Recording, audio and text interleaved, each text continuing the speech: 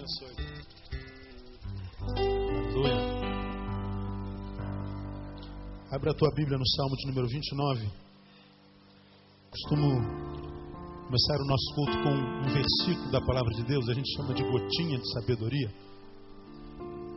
A gente sempre começa com um versículo da palavra para uma meditação breve de 5, 10 minutos. E a gente chama essa palavrinha inicial de gotinha de sabedoria, porque é uma palavra para o dia a dia, né, para uma prática vivencial.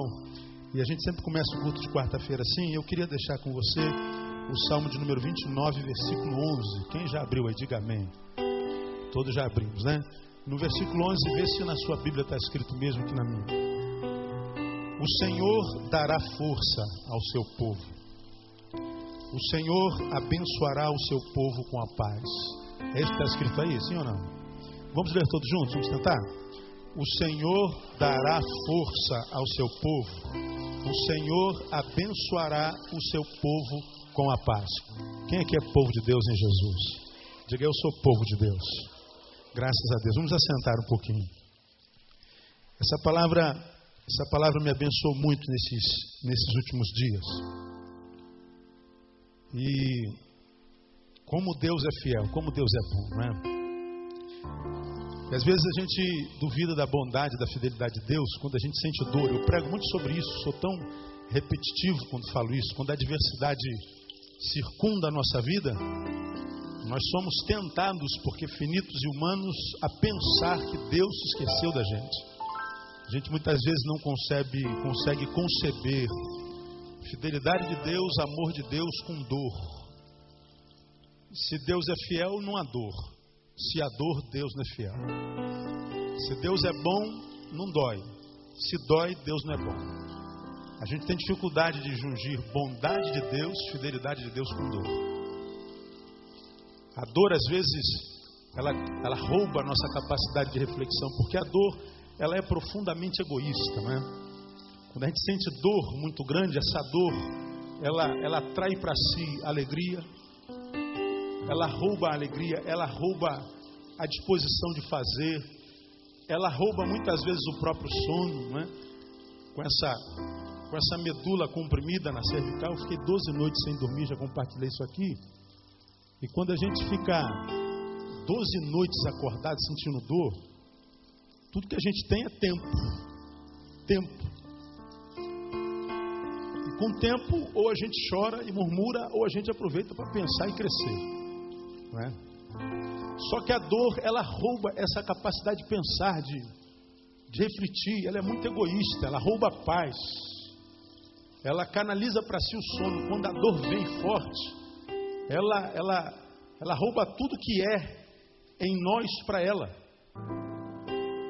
Ela rouba tudo, porque ela é egoísta, ela não compartilha. Não dá para sentir dor e alegria ao mesmo tempo. Não há como sentir dor e sorrir ao mesmo tempo. Não dá. Ou a gente sorri ou a gente sente dor. A dor é muito egoísta.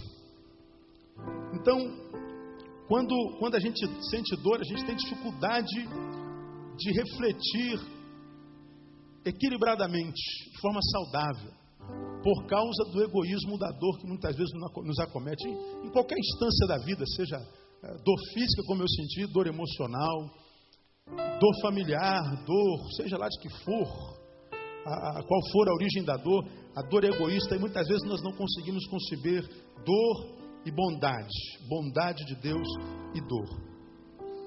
Mas esse versículo ele foi muito companheiro nesse tempo de dor. E veja se não tem cabimento essa companhia. A promessa de Deus nesse versículo é: o Senhor dará o que ao seu povo? Força. O que o Senhor vai dar? Repita você. O Senhor dará força. Diga força. Muito bem. Então está dizendo que a força seria uma concessão para o seu povo. Agora pensa comigo. Quando é que uma pessoa precisa de força? Quando ela está fraca, quando ela se sente enfraquecida. Ora, eu posso de repente carregar uma caixa dessa aqui sozinho. Eu carrego de lá para lá, de lá para cá. E é possível que eu carregue essa caixa aqui 10 vezes, mas vai chegar uma hora na 11ª, 12ª, que eu vou me sentir o quê? Cansado. E se continuar carregando essa caixa o dia inteiro, de tão cansado vai chegar uma hora que vai acontecer o quê? Eu não vou mais conseguir carregar essa caixa que até algumas horas atrás era tão fácil de carregar. Porque eu estava com todas as minhas forças, mas no caminho, no praticar a carga, a força vai esvaindo, ela vai acabando, fenecendo. E ela vai fenecendo, acabando por causa da luta, da batalha. Isso acontece na vida de cada um de nós. A gente vai passando por coisas na vida, adversidades, lutas, combates, guerras, do lado de fora e do lado de dentro, ao redor e interiormente, endogenamente e exogenamente, que a gente vai lutando, mas vai chegando uma hora que a gente vai cansando. E aí vem o Senhor e diz assim: o Senhor dará o que ao seu povo? Força. Então percebam comigo, se Ele promete força, Ele pressupõe a realidade da batalha, que porque batalhamos, roubará muitas vezes a nossa força. Então o Senhor de lado ele diz assim: ó, filho, eu vou dar força a você. Ao mesmo tempo ele está dizendo, se eu vou dar força, ele está pressupondo que eu e você, que somos povo, vamos passar por momentos na vida em que nós vamos ter que guerrear, em que vamos sentir dor, em que vamos nos sentir cansados, em que vamos achar que não vamos suportar, em que vamos achar que vai durar para sempre tal dor, em que a fraqueza vai se estabelecer como um status quo definitivo. Vai chegar um momento que parece que a gente não vai suportar. Aí o Senhor diz assim: filho, olha, se de um lado eu digo, você vai passar por adversidade, vai sentir dor, vai sentir fraqueza, por outro lado ele diz assim: ó, não permita que essa batalha, que essa luta, que essa dor roube de você a capacidade de sonhar, de acreditar que um dia isso tudo vai passar. A dor pode roubar a tua alegria, pode roubar teu sono, pode roubar teu sorriso, ela só não pode roubar a tua esperança. Você está entendendo isso? Amém ou não amém? E eu entendo que se Deus trouxe essa palavra para essa noite, Deus trouxe alguém para ouvir essa palavra, porque a Bíblia diz que a palavra de Deus nunca volta o quê? Vazia. Muita gente interpreta isso errado. A gente acha que toda palavra que a gente libera, ela vai produzir fruto para nós. Não, é possível que a gente pregue, não redunde nada em nós. Mas está dizendo que toda vez que a gente prega, essa palavra vai encontrar alguém. Então em alguém essa palavra vai frutificar, mesmo que não seja em nós. Então acredito que se Deus trouxe essa palavra para esse início de culto, o Senhor dará força ao seu povo. Primeiro ele está dizendo assim, ó, eu sei que tem gente cansada, eu sei que tem gente que está carregando o fardo da vida já há algum tempo, eu sei que tem gente que está a ponto de chutar balde. Deus está dizendo assim, ó, filho, eu vou dar força a você. Não desista, não chuta o balde, essa dor não vai durar para sempre, amados. Diga, irmão, que está do seu lado, olha, Deus vai te dar força, amados. Meu Deus, foram uma noite sem dormir, 2 noites sem dormir, 3 noites sem dormir, 4 noites, 5 noites. Do Senhor, até quando? O ser humano não aguenta ficar tanto tempo acordado. Deus, eu já estou ficando maluco. E aí eu consegui dormir na 13ª noite, mas é 20 dias parado, 30 dias parado, 35 dias parado.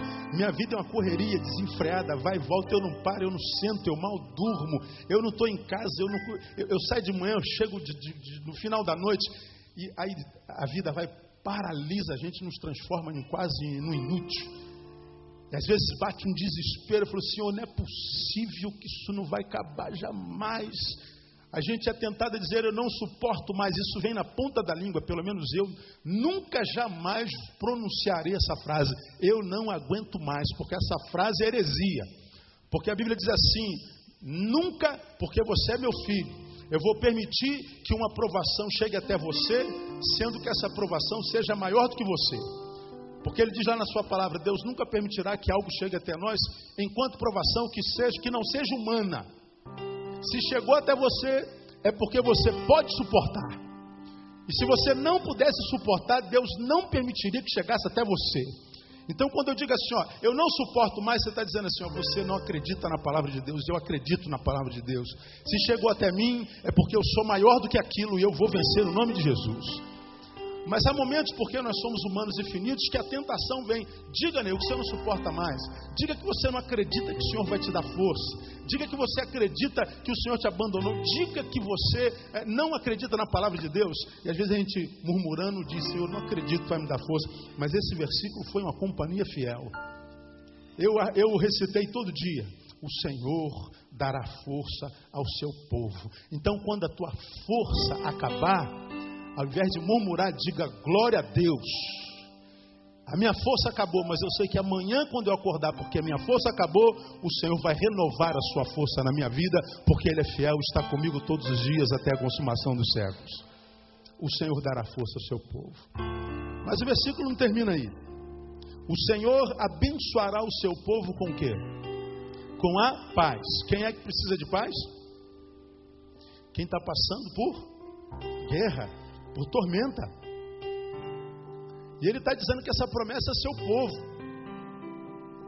Então ele está dizendo: povo, não pense que a vida comigo é mar de rosa. Não pense que a nova vida em Cristo Jesus é vacina contra a dor.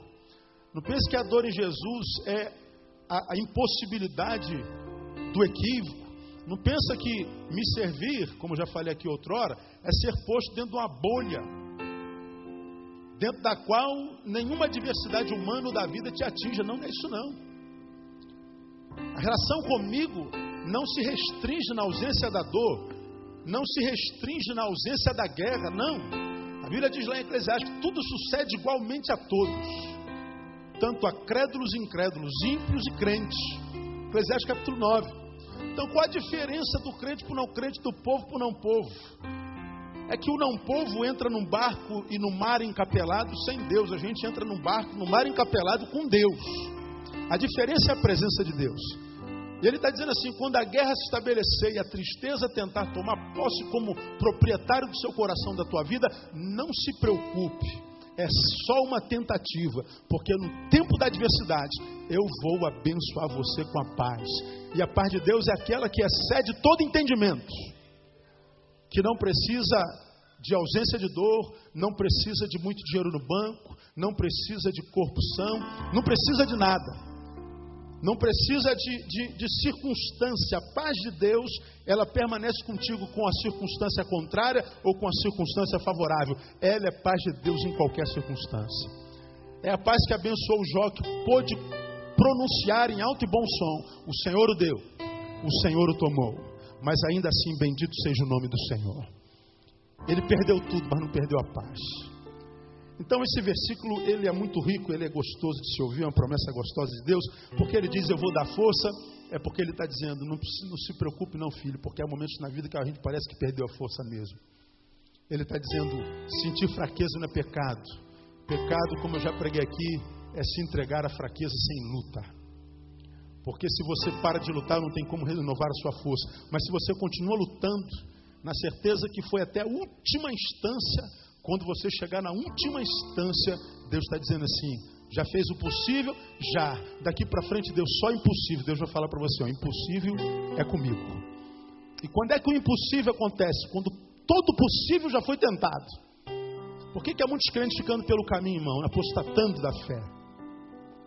Porque eles quiseram que Deus fizesse o impossível antes deles terem tentado até as raias do todo possível.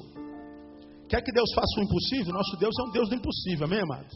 Mas quando é que o impossível entra? Quando Ele percebe que você já fez todo possível. Quando é que Ele abençoa com a sua força? Quando Ele percebeu que nós já envidemos todos os esforços para tentar reverter a situação. Nós somos guerreiros até a morte, nós não desistimos. E porque Ele percebeu que nós perseveramos até o fim, Ele entra com a sua providência e Ele libera a vitória no nome de Jesus. Porque, irmão, se você está na guerra, você, porque é povo de Deus, tem uma vantagem. Você está numa guerra cujo final você já sabe. A palavra de Deus diz o seguinte: a vitória é nossa pelo sangue de Jesus. Então não desista no meio do caminho, amado. Vai chegar até a tua mão aquilo que Deus prometeu para você. Se Ele prometeu, Ele vai cumprir, porque os olhos de Deus estão sobre o seu povo, No tempo da fraqueza, abençoando com força. No tempo da guerra, abençoando com paz.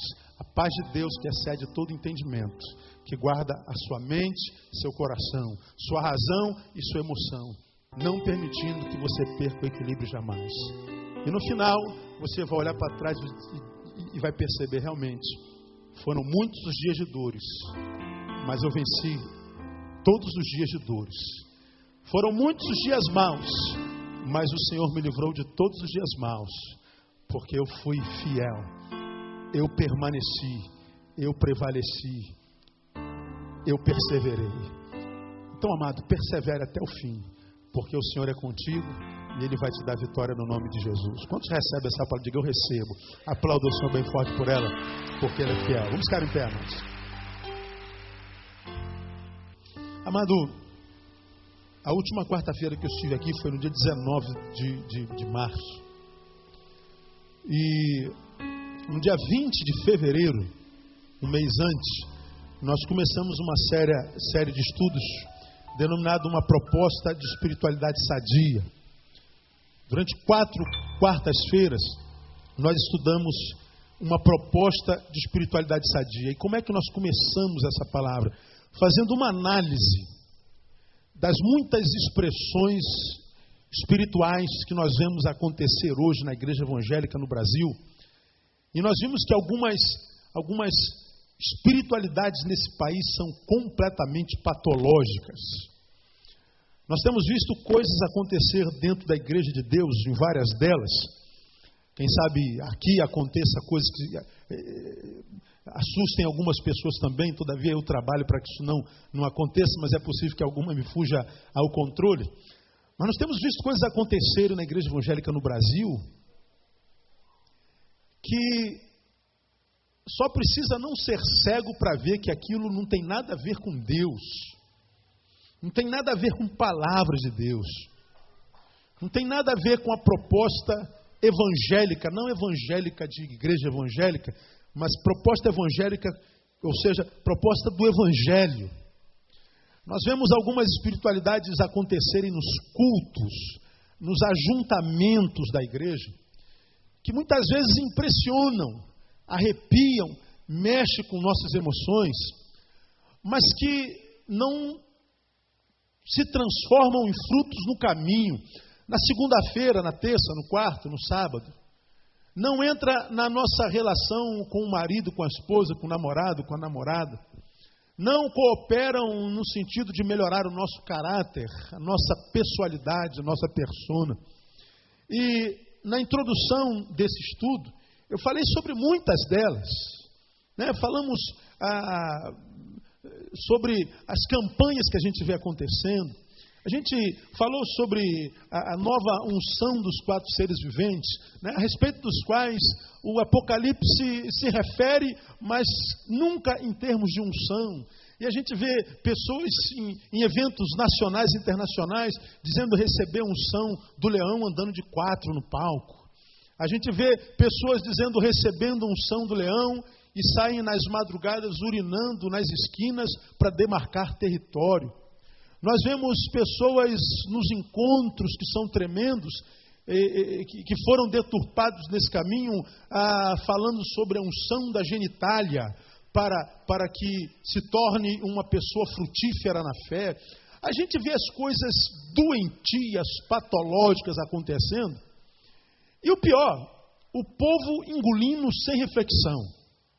E na introdução desse estudo nós falamos sobre várias dessas expressões que são desenvolvidas na eclesiologia evangélica, na igreja evangélica, que são emanadas da Bíblia, mas da Bíblia são deturpadas. Que muitas vezes são ditas daqui de onde eu estou, de trás de um púlpito, que são extraídas da Bíblia, são extraídas da palavra de Deus, mas quando passa por mim, ou por uma pessoa como eu, chamada pastor, mas que porque pastor não deixa de ser gente, e porque a gente também se equivoca, sai daqui palavra de Deus, mas quando passa por nós, muitas vezes chega aí, não mais palavra de Deus. Chega aí deturpado. Sai daqui palavra, Mas quando passa por mim, pode chegar aí deturpado. Isso tem acontecido em grande escala. E aí, a gente tem aprendido que muito mais importante do que aquilo que se prega daqui, é o que se ouve daí. Por isso a Bíblia diz que houve uma igreja lá em Bereia, que os crentes, mesmo sabendo que aqueles que pregavam eram apóstolos, andaram com Jesus. Diz a palavra em Atos que eles abriam a Bíblia, e a Bíblia do Novo Testamento era o Velho. Eles abriam a Bíblia e à medida que os apóstolos pregavam, eles examinavam as coisas para ver se era assim. Ou seja, os crentes bereanos não eram crentes que engoliam sem mastigar. Eram crentes que entravam no ouvido, mas quando chegava aqui, os dentes do cérebro mastigavam. E se não fosse bom, eles vomitavam. Então, muito mais importante do que o que se prega aqui, é o que se ouve aí. E aí, nesse afã de tentar manter a igreja viva, e muitas vezes a gente acha que a igreja é viva pelas muitas atividades que tem, e a gente vai fazendo campanha atrás de campanha, congresso atrás de congresso, esforço atrás de esforço, e a gente vai enchendo a agenda de atividade, uma atividade atrás de outra, e a gente diz, a nossa igreja está viva, mas eu tenho rodado esse país, eu tenho visto cada coisa que tem tudo menos a ver com a palavra de Deus. Nós já falamos sobre isso muito profundamente nesses dias todos. Hoje, estou retornando ao púlpito, depois desse tempo ausente dos irmãos. Eu queria fazer uma recapitulação do que eu já preguei, para a gente continuar na próxima quarta-feira, tecendo comentários sobre a proposta de uma espiritualidade sadia. Eu quero mostrar na palavra o que é uma espiritualidade sadia, o que é ser espiritual de fato. Será que a nossa espiritualidade, um homem espiritual, é medido, ou a nossa espiritualidade é medida, um homem espiritual é medido em função daquilo que nós o vemos praticar aqui dentro da igreja, num culto, num ajuntamento? Será que o que Deus quer gerar em nós enquanto espiritualidade é aquilo que Ele gera em nós e que em nós frutifica só aqui dentro no meio da massa? Será que é isso que Deus quer? Será que o que Deus tem preparado para nós só se manifesta no ajuntamento? Será que para que nós nos tornemos homens e mulheres espirituais, precisamos mesmo de campanhas? Precisamos mesmo de congressos? Precisamos dos missionários, dos apóstolos, dos bispos primazes, dos apóstolos, dos patriarcas? Será que nós precisamos das alianças apostólicas, dos supremos concílios? Será que nós precisamos das ordens pastorais? Será que nós precisamos de fato dos ajuntamentos? Será que nós precisamos pagar um preço? Será que nós temos que dar dinheiro? Será que nós precisamos sacrificar para que nós nos tornemos homens espirituais? Será que o que acontece dentro de uma igreja, tudo vem de Deus de fato? E aí nós falamos sobre algumas práticas que nada tem a ver com a palavra, algumas são até cômicas, escandalosas. Essa de urinar para demarcar território, porque num dos congressos onde eu estive, e congresso de pastores, apareceu um desses novos apóstolos que no Brasil, ele disse que teve uma revelação de Deus, que Deus batizaria todos naquele culto com a unção do leão. E o leão é o rei da selva. E o leão, ele, enquanto rei, ele demarca o território. Ele passou alguns filmes, passado na África, do Discovery, e que falava como é que o leão demarcava o território. E como é que ele demarcava o território? Urinando. E toda aquela região onde havia o cheiro da urina daquele leão, nenhum outro leão entrava, e se entrasse apanhava. E aí ele disse, Deus nos tem dado a unção de rei, e a unção do leão. E naquele congresso, houve uma proposta de sairmos, em nome de Jesus, demarcando os territórios daquele lugar, e que nós chegássemos às nossas igrejas e demarcássemos o território que nós queríamos ganhar. E como é que nós demarcaríamos esse território? Quem adivinha? Mijando na esquina. Aí eu, como o líder dessa comunidade, eu tinha que ir na esquina da Jequitinhonha urinar, tinha que ir na esquina da Piraquara urinar. Eu falei, Senhor, não dá para mim. essa unção eu estou dispensando. Isso é uma das coisas que a gente vê acontecendo.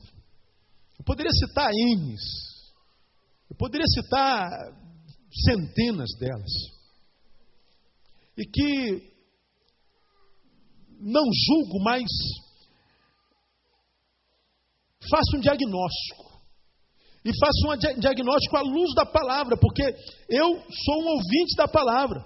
Há lugares que a gente vai, eu que sou um ministro, sou ministrado.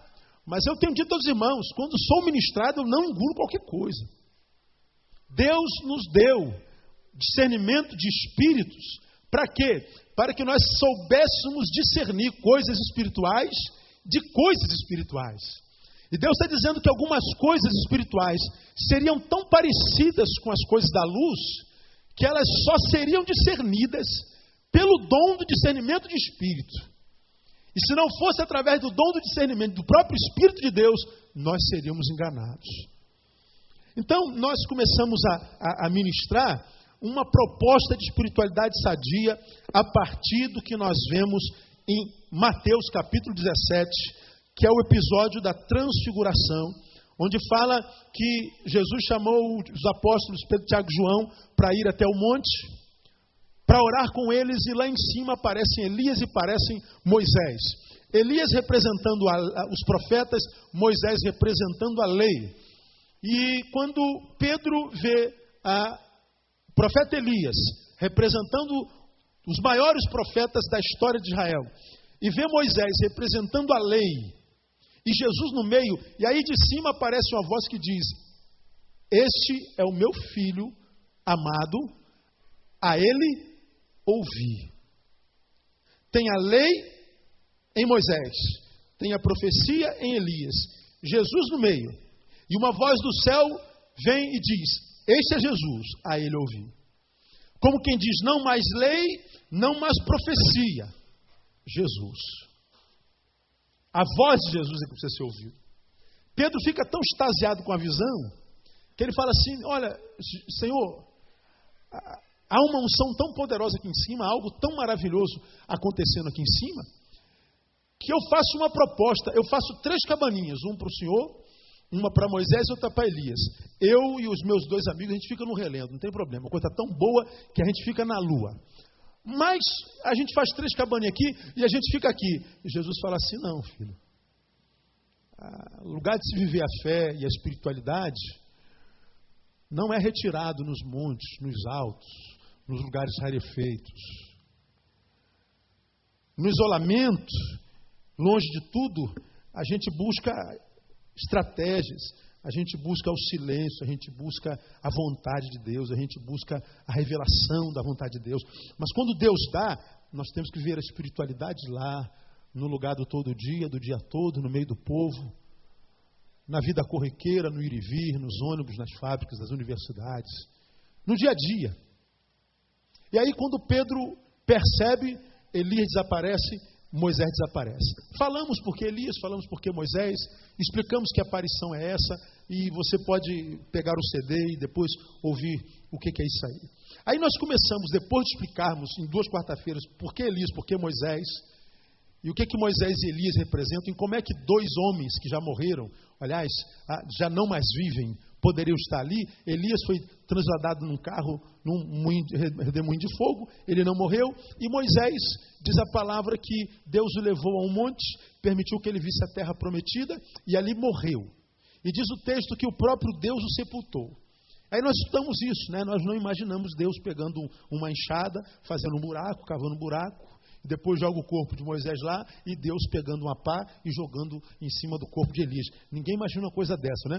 Mas diz que Moisés morreu ali, e ali foi sepultado por Deus. Aí nós vamos lá em Judas, diz que Satanás e Gabriel no monte lutaram pelo corpo de Moisés. Então, nós estudamos isso, eu acho que seria muito interessante se você ouvisse isso através da palavra. Que luta é essa de Gabriel com Satanás pelo corpo? Está tudo lá, então nós explicamos para tirar a curiosidade do evento.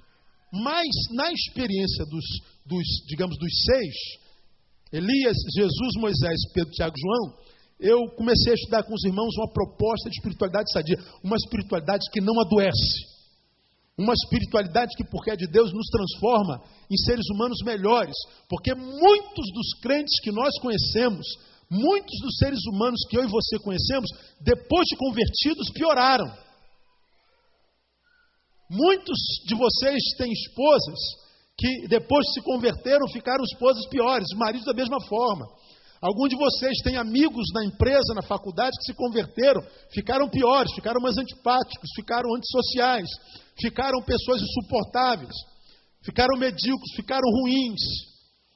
Então eu não sei que fenômeno é esse que acontece numa igreja dita de Deus, que quando nela adentramos, nós pioramos. Ao invés de sermos atraentes de pessoas, nós somos repelentes. Ao invés de termos a nossa vida enquanto seres humanos qualificada, melhorada, nós pioramos. E essa espiritualidade que muitas vezes nós vemos piorando, gente, não é a espiritualidade que vem de Deus, porque a espiritualidade de Deus melhora. A espiritualidade de Deus nos transforma em pessoas melhores. Que espiritualidade sadia é essa? Eu falei primeiro, ela é cristocêntrica. Vamos só recapitular hoje, vamos ficar na recapitulação. No versículo 5, veja lá.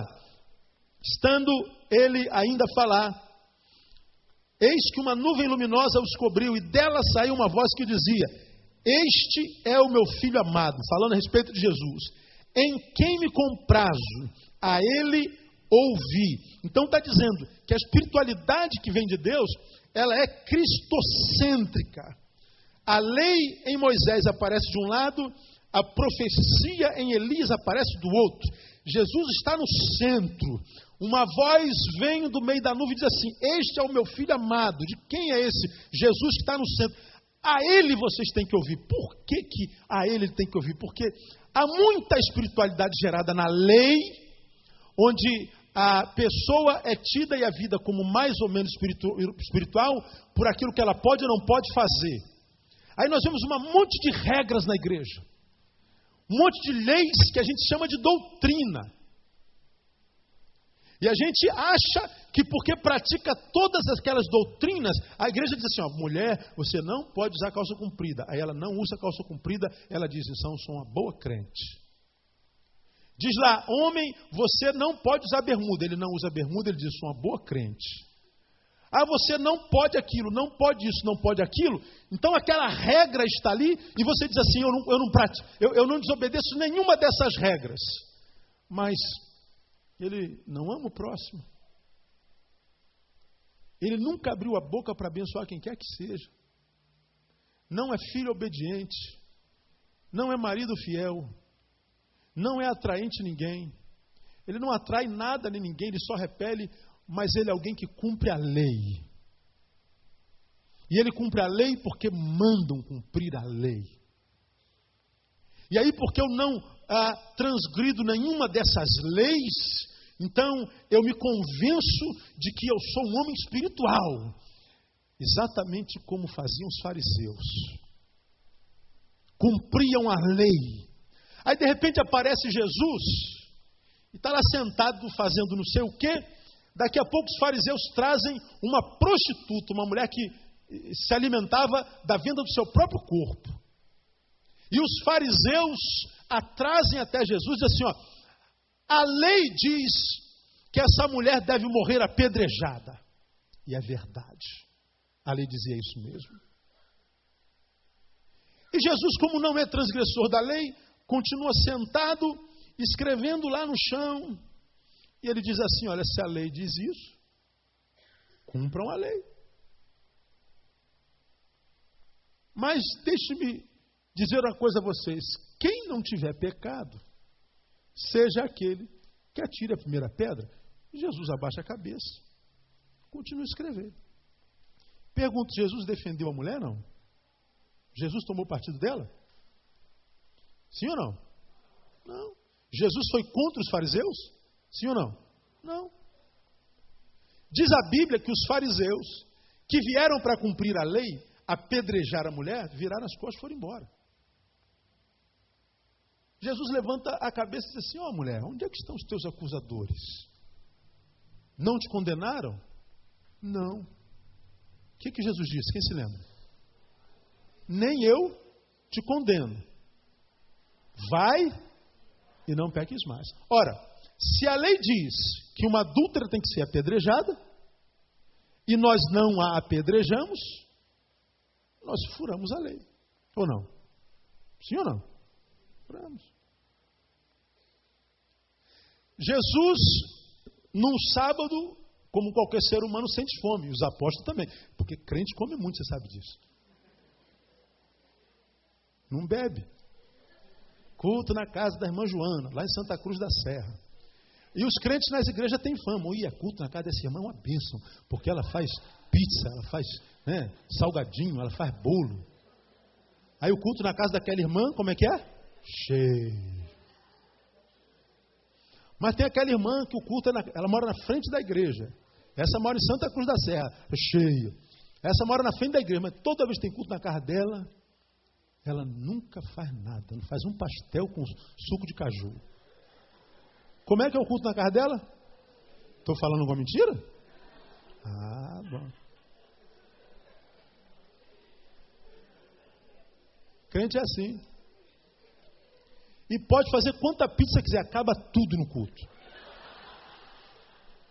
Até porque crente não bebe. Não é? Se é igual o beberrão, bebe 500 garrafas de cerveja, o cara não come. Agora crente não bebe, come igual um solitário, né? Aí Jesus sentiu fome. Caem para descansar, o estômago era a única música que eles ouviam. Aí descobrem que estão na frente do milharal. Mas era sábado. Sábado não pode fazer nada.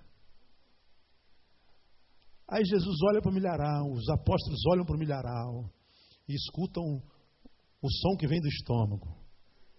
Escutam o som que vem do estômago e olham para o milharal. E o som aumenta, eles olham para o milharal. Olha para o calendário, é sábado, mas o som que vem de dentro não para. Aí o que eles decidem? Cai dentro do milharal, pega o milho, cozinha o milho, cai de boca. Aí aparece o fariseu. Teus apóstolos, teus discípulos estão comendo no sábado. Será que o senhor não conhece a agenda dos fariseus, o calendário? O senhor não tem calendário não? O senhor não tem nada aí na carteira? Aquela folhinha de 12 meses não? Aí Jesus diz, tem, mas é que eu me lembrei de Davi. Davi foi a mesma coisa, estava com fome. Ele descobriu que lá dentro tinha um pão consagrado ao Senhor, o pão da propiciação, ficava lá dentro do Santo dos Santos. Só que ele ouviu o mesmo som que os meus apóstolos estavam ouvindo, o som do estômago. Aí ele pensou, meu Deus, eu tenho que parar esse som. Aí ele pensou, Deus não come pão. Ele foi lá, pegou o pão da propiciação e não foi fulminado pelo Senhor. Sabe por quê? Porque fome tem pressa, como diria Betinho. Porque Deus entende que a necessidade humana é maior e mais importante do que a própria lei. A lei dizia, morra de fome se for o caso. Jesus diz assim, não. O sábado, o homem não foi feito para o sábado. O sábado foi feito para o homem. O homem não foi feito para cumprir lei. A lei foi feita para beneficiar o homem. E se a lei vai contra o bem maior que é a vida é mais importante do que a lei.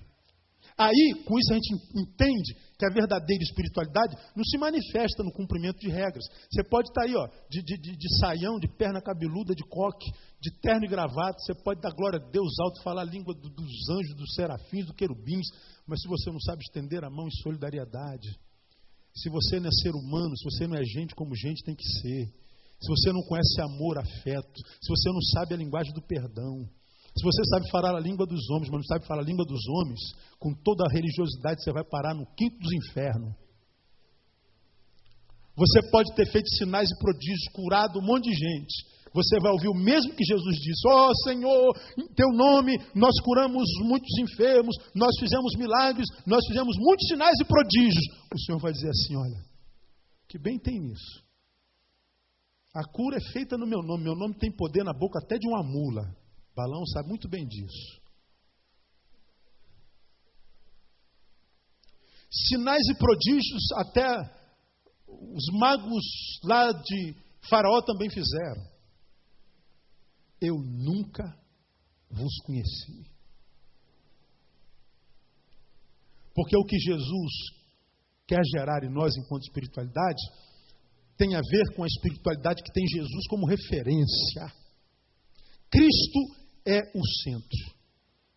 E se nós tivermos uma espiritualidade baseada tão somente na lei, tão somente na profecia, a profecia hoje tem um poder muito grande. Irmão Renato, eu tive um sonho com o irmão, o senhor me falou alguma coisa em sonho. Davi tem uma palavra de Deus para você. E a gente vive atrás de profecia, mas não abre a Bíblia nenhuma vez. Só para você pensar na cama, quantas vezes você leu a Bíblia essa semana? Se você sentir um pouquinho de vergonha, ainda há esperança para você. Agora, se nem vergonha mais sente, peça a Deus misericórdia. Quantas vezes você orou nessa semana? Cristocêntrica. Hoje, nós temos um monte de celebridades espirituais. Homens que a gente quer imitar. Eu queria ser igual aquele homem. Ou queria ser igual aquela mulher. Ou queria ser igual aquele apóstolo. Queria ser igual aquele da televisão. E a gente vê pessoas que se vestem igual, alisam o cabelo igual, usa o mesmo anel, fala igualzinho, a mesma linguagem, igualzinho, vão imitando o superstar da fé. Deus está dizendo assim, ó filho, quer se parecer com alguém? Quero, Senhor. Então pareça-se comigo. Eu vou dizer uma coisa com você, é muito mais fácil parecer com Jesus do que comigo. É muito mais fácil parecer com Jesus do que com qualquer outro. Porque Jesus foi o cara mais simples que já passou pela terra. De modo a nos ensinar o que eu tenho dito a vocês aqui desde sempre. Quanto mais santo, mais simples. Quanto mais santo, mais humano. Quanto mais espiritual, mais normal.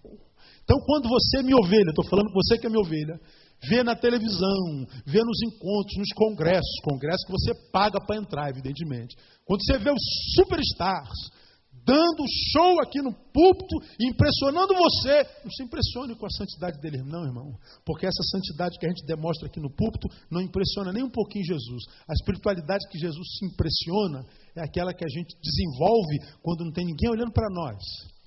A espiritualidade da segunda-feira, da terça, da sexta-feira à noite. A espiritualidade no namoro. A espiritualidade quando a gente lida com dinheiro. A espiritualidade no escritório, no trabalho, na fábrica. É aquela lá que impressiona Jesus. Agora, isso que acontece aqui dentro, isso aqui é para inglês ver, irmão. Como já falamos aqui está só o nosso holograma. Aqui está uma imagem nossa. Né? Hoje, de manhã, eu acordei, estava vendo o jornal, aí estava dizendo que hoje nós íamos viver a noite mais fria do ano, até hoje. Aí à tarde eu moro num lugar muito frio, começou a esfriar. Eu falei assim, cara, eu não uso blazer nunca, não uso terno nunca. Hoje eu vou desentocar um blazer desse. Aí de tarde eu estava pensando assim, qual blazer que eu vou usar hoje? Aí eu tirei 3, botei no sol. Eu sou asmático, isso aqui deve estar tudo cheio de mofo, fico o ano inteiro sem usar. Aí botei no sol os 3. Aí de repente eu escolho logo mais. Eu já estava pensando com que imagem eu viria para a igreja hoje. Aí eu vim com essa imagem aqui. Isso é uma imagem planejada desde a tarde.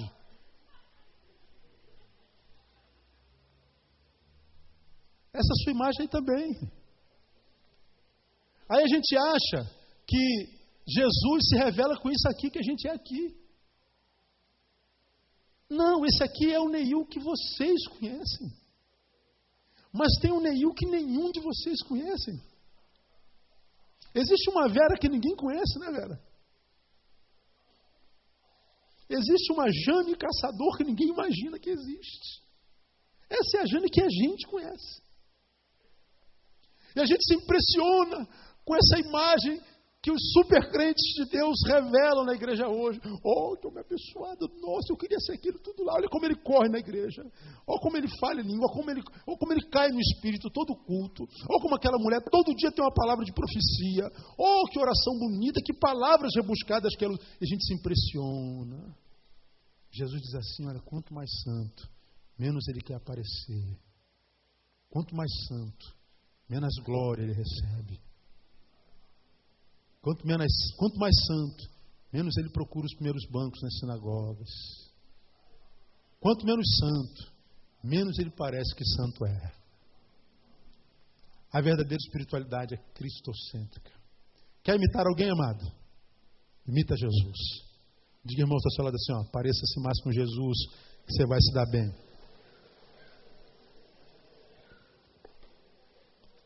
Segunda marca da verdadeira espiritualidade, ela é centrada na cruz.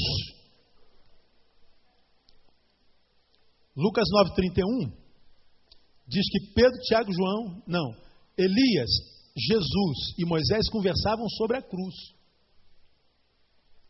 Olha, a lei, Jesus e a profecia representada em Elias, a lei representada em Moisés, e a lei e os profetas eram a Bíblia dos judeus.